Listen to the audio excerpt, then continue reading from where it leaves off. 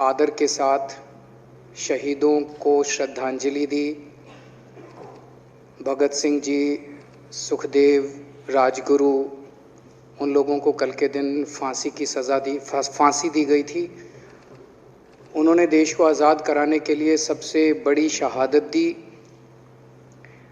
अध्यक्ष महोदय, मुझे बेहद खुशी है कि वैसे तो हम सब लोग सभी शहीदों को नमन करते हैं, सभी स्वतंत्रता सेनानियों का आदर करते हैं, लेकिन उन सभी स्वतंत्रता सेनानियों में एक तरह से दो चमकते सितारे हैं, बाबा साहब अम्बेडकर और भगत सिंह। दिल्ली सरकार ने ये निर्णय लिया है कि बाबा साहब अम्बेडकर और भगत सिंह जी की तस्वीरें सभी दिल्ली सरकार के दफ्तरों में लगाई जाएंगी। कुछ दिन पहले पंजाब सरकार ने भी ये निर्णय लिया है कि पंजाब सरकार के भी सभी दफ्तरों में भगत सिंह और बाबा साहब अम्बेडकर की तस्वीरें लगाई जाएंगी। जब से ये ऐलान किया गया है, मैं तो सोच रहा था कि हमारे विपक्ष के साथी इसके ऊपर हमें बधाई देंगे, तारीफ करेंगे कि बहुत अच्छा निर्णय लिया गया। शुक्रिया।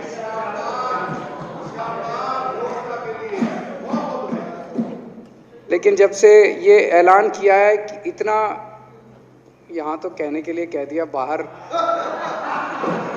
एक मिनट मेरे को पूरा, हमें इतना क्रिटिसाइज किया जा रहा है। बीजेपी वाले कह रहे हैं कि बाबा साहब अम्बेडकर और भगत सिंह की क्यों लगाई, सावरकर की क्यों नहीं लगाई, हेडगेवार की क्यों नहीं लगाई। तो मैं कह रहा हूँ भाई, सावरकर की और हेडगेवार की तुम लगा लो। अब देखो, जो बोल रहे थे उसमें तो किसी ने टिप्पणी नहीं की। मैंने कहा भाई सावरकर की बोल रहे हैं, सावरकर की और हेडगेवार की तुम लगा लो, हम बाबा साहब अम्बेडकर की और भगत सिंह की लगा लेते हैं। कांग्रेस वाले चिल्ला रहे हैं इंदिरा गांधी की क्यों नहीं लगाई, राजीव गांधी की क्यों नहीं लगाई, सोनिया गांधी की क्यों नहीं लगाई। तो हम कह रहे हैं भाई इंदिरा गांधी की तुम लगा लो, हम तो बाबा साहब अम्बेडकर की और भगत सिंह की लगाएंगे। अध्यक्ष महोदय, मेरे को पता नहीं था ये लोग बाबा साहब अम्बेडकर और भगत सिंह से ऐसी नफरत क्यों करते हैं सारे प्रतिपक्ष के लोग। मैं आपको बताता हूं क्यों करते हैं, और खासकर बीजेपी वाले बाबा साहब अम्बेडकर से इतनी नफरत क्यों करते हैं, मैं बताता हूं आपको। बाबा साहब अम्बेडकर ने संविधान बनाया, मैं बता देता हूं आपको, आप भी सेटिस्फाई हो जाओगे।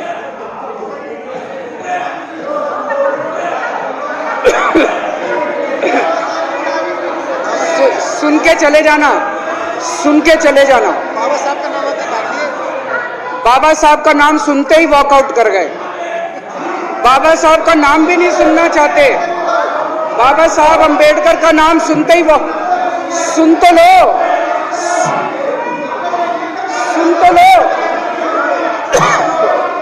वो तमाशा, और ये सब कुछ जो इन्होंने बोला वो सच बोला। सुन तो लो।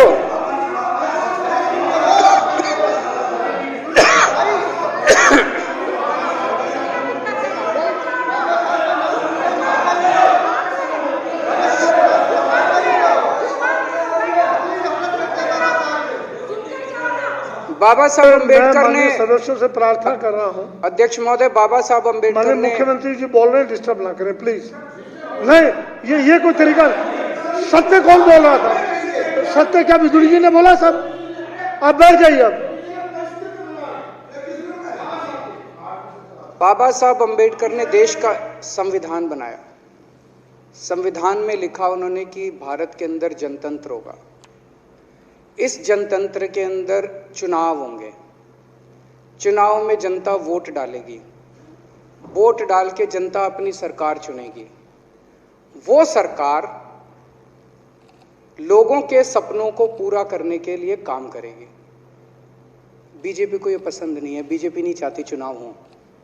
बीजेपी चाहती है कि चुनाव खत्म हो जाए। चुनाव होने ही नहीं चाहिए। चुनाव गंदी बात है इनके हिसाब से। चुनाव गलत बात है इनके हिसाब से। एमसीडी के अंदर 15 साल इन्होंने जम के लूटा। लूटने के सारे दुनिया के रिकॉर्ड तोड़ दिए। गिनीज बुक वालों की मीटिंग चल रही है कि हम भारतीय जनता पार्टी का नाम आने वाला है गिनीज बुक के अंदर एनसीडी का और बीजेपी वालों का। शानदार इन्होंने परफॉर्मेंस किया है। 15 साल के अंदर इन्होंने लूटने में कोई कसर नहीं छोड़ी। लूटने के बाद जब जनता में त्राही त्राही मच गई, लोग दुखी हो गए 15 साल के इनके शासन के बाद, और जनता ने मन बना लिया कि इस बार इनको मजा चखाएंगे और गुस्सा जाहिर करेंगे। चुनाव आयोग ने ऐलान कर दिया कि हम आज शाम को 5 बजे 9 तारीख को 9 मार्च को शाम को 5 बजे आज चुनाव की डेट्स की घोषणा की जाएगी। 4 तारीख को प्रधानमंत्री के दफ्तर से फोन जाता है, चिट्ठी जाती है चुनाव कमिश्नर को, चुनाव रद्द कर दो। पूरी दुनिया के अंदर आज तक ऐसा नहीं होगा कि प्रधानमंत्री सीधे सीधे चुनाव कमिश्नर को फोन करके और चिट्ठी लिख के कहते हैं कि चुनाव रद्द कर दो। इसलिए ये नफरत करते हैं बाबा साहब अम्बेडकर से। ये कहते हैं बाबा साहब अम्बेडकर नहीं होता तो जनतंत्र नहीं होता इस देश के अंदर। कल एक बीजेपी का बड़ा नेता मिला, बोला जी मैंने तो अपने बीजेपी के बड़े नेताओं को बोल दिया ये चुनाव का चक्कर छोड़ो, एमसीडी में भी एनडीएमसी जैसा कर दो। मैंने कहा इसका क्या मतलब? वो बोले जैसे एनडीएमसी में चुनाव ही नहीं होते, एनडीएमसी में केंद्र सरकार नॉमिनेट कर देती है, बोले जी एमसीडी में भी यही हो जाना चाहिए। अध्यक्ष महोदय, इनका बस चलना इस देश के अंदर सारे राज्यों में और देश में चुनाव कराना बंद कर दें। इसलिए ये नफरत करते हैं, इसलिए बाबा साहब अम्बेडकर से नफरत करते हैं ये लोग। बाबा साहब अम्बेडकर चुनाव की प्रक्रिया रख के गए थे, इनका बस चले तो ये चुनाव कराना बंद कर दे। कह रहे हैं हम तीनों एमसीडी को यूनिफाई करना चाहते हैं। अरे 7 साल थे तुम्हारे पास, सो रहे थे क्या 7 साल से? कहां थे तुम लोग 7 साल से? क्यों नहीं तुम लोगों ने क्यों नहीं तुम लोग यूनिफाई करने के लिए पैसे चाहिए? क्यों नहीं तुम लोगों ने यूनिफाई किया 7 साल से? चुनाव के 1 घंटे पहले तुम लोग चिट्ठी लिख रहे हो, अब सो के जागे हो कि अब यूनिफाई करोगे। तो यूनिफाई नहीं करना, चुनाव टालने हैं, क्योंकि हार रहे हैं। मेरी हाथ जोड़ के विनती है, हार जीत लगी रहती है, कभी ये पार्टी हारती है, कभी वो पार्टी हारती है, कभी आज बीजेपी हारती है, कभी आम आदमी पार्टी भी हारती है, कभी कांग्रेस हारती है। देश बड़ा है, देश की सोचो। आज आम आदमी पार्टी है, कल आम आदमी पार्टी हो सकता है ना हो। आज बीजेपी है, कल बीजेपी हो ना हो। आज केजरीवाल है, कल केजरीवाल नहीं होगा। आज मोदी जी हैं, कल मोदी जी नहीं होंगे। कोई बड़ा नहीं है, देश बड़ा है, मुल्क बड़ा है, कौम बड़ी है, समाज बड़ा है। देश को नहीं झुकने देना, देश को नहीं टूटने देना, देश को नहीं किसी भी हालत में देश पे आंच नहीं आनी चाहिए। ये लोग देश के साथ खिलवाड़ कर रहे हैं, ये लोग संविधान के साथ खिलवाड़ कर रहे हैं। कह रहे हम यूनिफाई करना चाहते हैं। इन्होंने एक चिट्ठी लिख दी चुनाव आयोग को कि हम तीनों एमसीडी को यूनिफाई कर रहे हैं, इसलिए चुनाव टाल दो। चुनाव आयोग ने चुनाव टाल दिया। कल को दिसंबर में गुजरात के चुनाव हो रहे हैं। अब जनता कह रही है ये गुजरात हारेंगे। अब अगर ये गुजरात हारेंगे तो ये 10 दिन पहले चिट्ठी लिख देंगे चुनाव आयोग को कि भाई हम गुजरात को और महाराष्ट्र को एक कर रहे हैं, इसलिए गुजरात के चुनाव टाल दो। गुजरात के चुनाव टल जाएंगे। अगली बार ये लोकसभा हारेंगे, चिट्ठी लिख देंगे जी ये पार्लियामेंट्री फॉर्म ऑफ सिस्टम बड़ा खराब है, हम प्रेसिडेंशियल फॉर्म ऑफ सिस्टम ला रहे हैं, संविधान बदल रहे हैं, चुनाव टाल दो। चुनाव टल जाएंगे। ये क्या मजाक बना रखा है इन्होंने, नौटंकी कर रखी है इन्होंने। भारत जनतंत्र है, देश ये बर्दाश्त नहीं करने वाला जो इन्होंने नौटंकी कर रखी है। कहते हैं हम दुनिया की सबसे बड़ी पार्टी हैं, हम तो जी दुनिया की सबसे छोटी पार्टी हैं। फिर भी डर गए तुम लोग।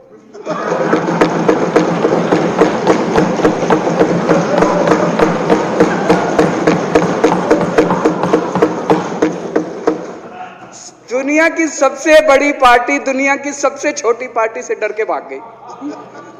क्या कायर हो यार।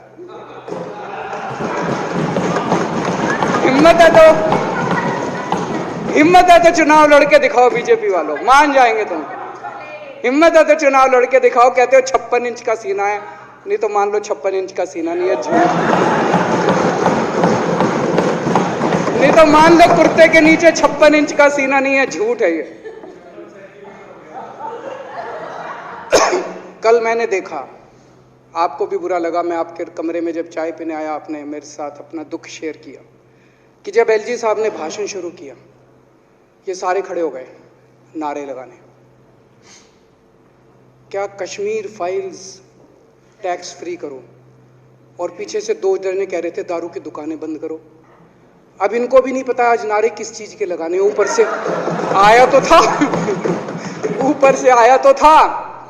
तो दो जने कह रहे थे दारू की दुकान बंद करो, आगे वाले कह रहे थे कश्मीर फाइल्स टैक्स फ्री करो, फिर दूसरे वाले ने कहा बे आज कश्मीर वाला नारा लगाना है। तो जैसे रैलियां होती हैं उसमें कुछ टीवी वाले माइक लगा देते हैं कि हाँ जी किस लिए आए हो, तो वो यूं यूं देखता है किस लिए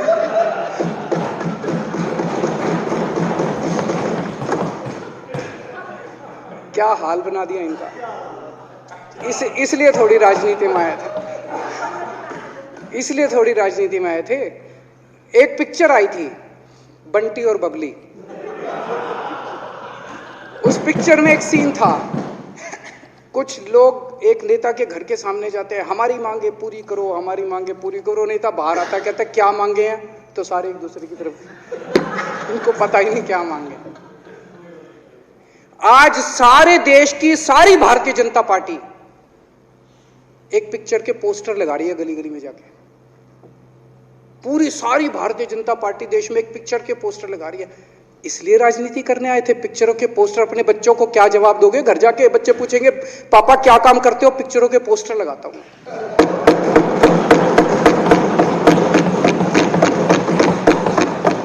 8 साल केंद्र सरकार चलाने के बाद अगर किसी देश के प्रधानमंत्री को विवेक अग्निहोत्री के चरणों में शरण लेनी पड़े तो इसका मतलब उस प्रधानमंत्री ने 8 साल में कोई काम नहीं किया, 8 साल खराब कर दिए। बताओ, विवेक अग्निहोत्री के चरणों में उनको शरण लेनी पड़ रही है, बचा लो बचा लो बचा लो। अगर किसी प्रधानमंत्री को कह रहे हैं कश्मीर फाइल्स टैक्स फ्री करो, अरे यूट्यूब पे डाल दो, फ्री हो जाएगी। टैक्स फ्री क्यों करा रहे हो? इतना ही तुमको शौक है, विवेक अग्निहोत्री को बोलो यूट्यूब पे डाल देगा, सारी पिक्चर फ्री है, सारे जने देख लेंगे एक ही दिन के अंदर। टैक्स फ्री की क्या जरूरत है? यूट्यूब पे क्यों नहीं डाल? कल एक मैंने अखबार में पढ़ा, हरियाणा के अंदर एक भारतीय जनता पार्टी का ही एक एमएलए था, उसने कहा आज मैं पार्क के अंदर इसकी फ्री स्क्रीनिंग करूंगा। तुरंत विवेक अग्निहोत्री का ट्वीट आया खट्टर साहब के, खट्टर साहब देखो ये फ्री में कर रहा है, इसको बोलो टिकट लेके करेगा। भाई साहब, कश्मीरी पंडितों के नाम पे कुछ लोग करोड़ों करोड़ों रुपए कमा रहे हैं और तुम लोगों को पोस्टर लगाने का काम दे दिया। आंखें खोलो, क्या कर रहे हो तुम लोग? वो करोड़ों कमा गया, कश्मीरी पंडितों के नाम पे करोड़ों कमा गया और तुम लोग पोस्टर लगाते रह गए। क्या हाल बना दिया तुम लोगों का यार, आंखें खोलो तुम लोग।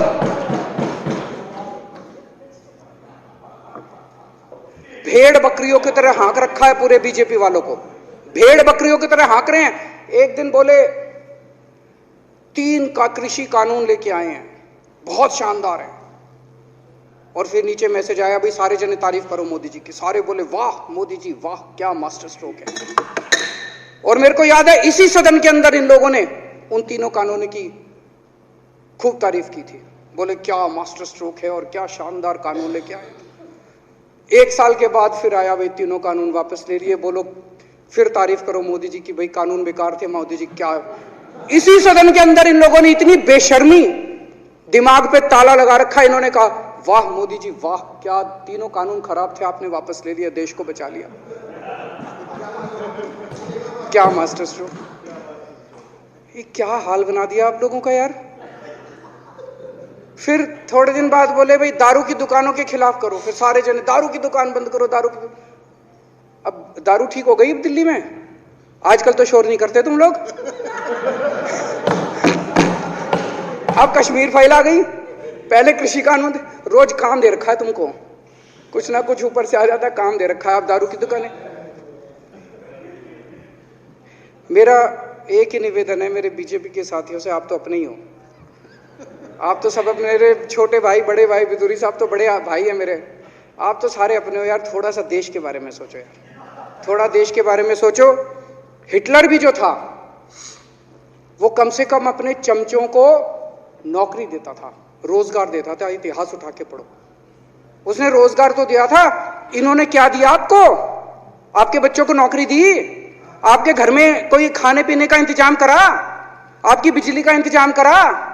केजरीवाल काम आता है आपके भी घर की बिजली फ्री कर रखी है। दिल्ली के 12 लाख बच्चों को नौकरी दी है मैंने, स्कूल ठीक कर दिए, अस्पताल ठीक कर दिए। आपके घर में कोई बीमार हो, केजरीवाल दवाई पहुंचाता है, मोदी दवाई नहीं पहुंचाता।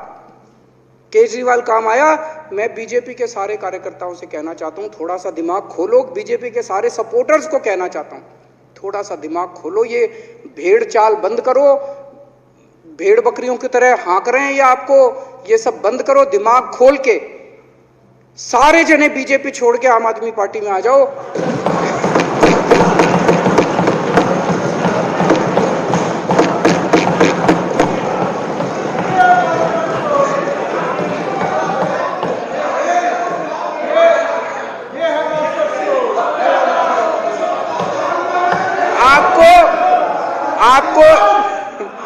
आपको इज्जत मिलेगी, सम्मान मिलेगा। आपसे कतई झूठे नारे नहीं लगवाएंगे। राष्ट्र निर्माण में आपको साथ लेंगे हम, राष्ट्र निर्माण करेंगे आपके साथ मिलकर। ये पोस्टर भी नहीं लगवाएंगे झूठी फिल्मों के। और जो भी करना हो, कम से कम यार ये पिक्चर का प्रमोशन करना तो बंद करो। ये गंदे लगते हो तुम लोग, अच्छी शोभा नहीं देता आप लोगों को। यार आप अच्छे आदमी हो, कुछ करने आए थे राजनीति में, कहां पिक्चर के पोस्टर और प्रमोशन करने में लगा दिया। कल एलजी साहब की स्पीच पूरे देश ने सुनी। एलजी साहब को एक तरह से केंद्र सरकार का नुमाइंदा माना जाता है। एलजी साहब ने भी हमारी सरकार की कितनी तारीफ करी। 50% जीडीपी 5 साल के अंदर बढ़ गया। भारत में आज तक कभी किसी राज्य का नहीं बढ़ा। इतने शानदार काम दिल्ली सरकार ने किए हैं कि केंद्र सरकार द्वारा नियुक्त एलजी साहब ने भी दूसरी सरकार की, आम आदमी पार्टी की सरकार की भूरी भूरी शब्दों में तारीफ की। मैं एलजी साहब का बहुत बहुत शुक्रिया अदा करना चाहता हूं और इस धन्यवाद प्रस्ताव का समर्थन करता हूं।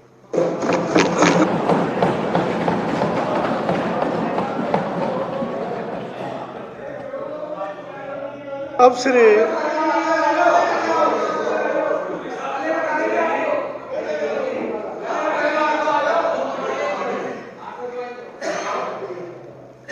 श्री गोपाल राय जी माननीय विकास मंत्री द्वारा प्रस्तुत धन्यवाद प्रस्ताव पर सदन के सामने है। माने कि यह सदन उपराज्यपाल द्वारा दिनांक 23 मार्च 2022 को विधानसभा में दिए गए अभिभाषण के लिए उनके प्रति हार्दिक आभार प्रकट करता है।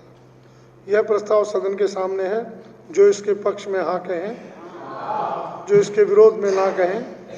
हाँ पक्ष जीता प्रस्ताव पारित हुआ। माननीय उपराज्यपाल महोदय को इसकी सूचना दे दी जाएगी। जो सदस्य कल दिनांक 25 मार्च, ये इसलिए है कि बजट 25 मार्च को पहले पेश होना था, हमारे 280 नहीं लगे थे। आज 280 हम लगा सकते हैं। शाम 6 बजे तक नोटिस शाखा कमरा नंबर 46 में अपने नोटिस 280 के लिए दे सकते हैं। शाम 6 बजे तक खुला रहेगा। अब सदन की कार्रवाई शुक्रवार दिनांक 25 मार्च 2022 नहीं अब प्लीज एमएलए आरएसएस के बारे में कुछ ऐसे शब्दों का इस्तेमाल किया तो नहीं होना चाहिए। तो मैं आपसे ये आग्रह करूंगा कि उन शब्दों को जरूर डंडा वही लगाएंगे।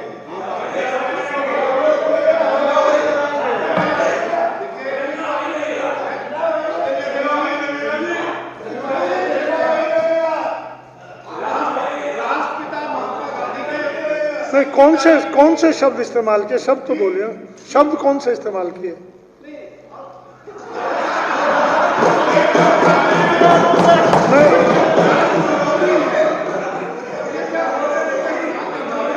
अगर कोई ऐसा शब्द इस्तेमाल हुआ है, आरएसएस देश विरोधी है, उसको हटा देते हैं बस।